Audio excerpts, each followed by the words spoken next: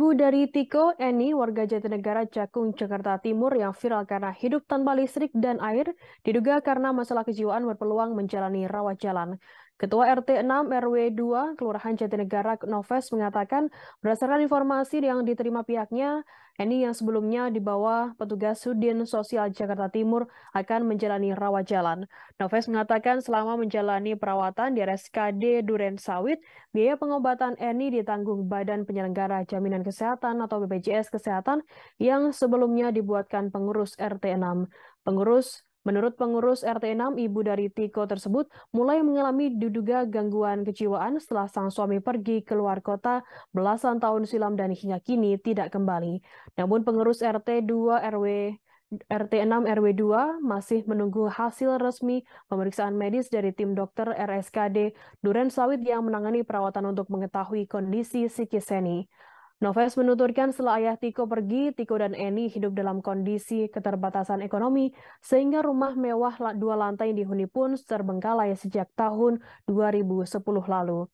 Tiko diketahui putus sekolah sejak kelas 1 SMP. Ia juga dilarang Eni untuk meminta bantuan kepada warga sekitar.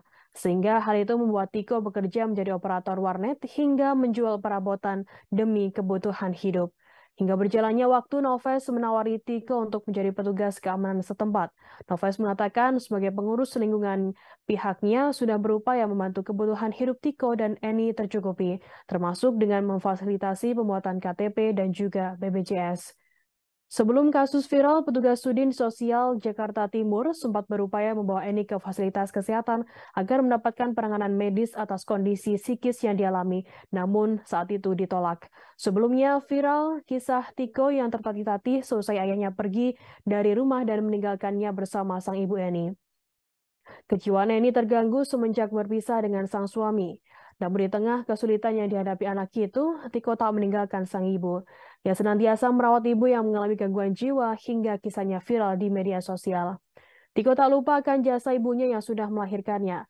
Ia mengakui semenjak ayahnya pergi, hidup Eni menjadi kacau balau. Kasarnya Tiko menilai ibunya sendiri bertingkah layaknya orang dengan gangguan kejiwaan. Eni suka marah-marah sendiri, berbicara sendiri hingga mengurung diri. Kegiatan yang masih bisa dilakukan Eni ialah berbelanja ke pasar. Namun bila berinteraksi dengan orang yang sudah tak ada harapan.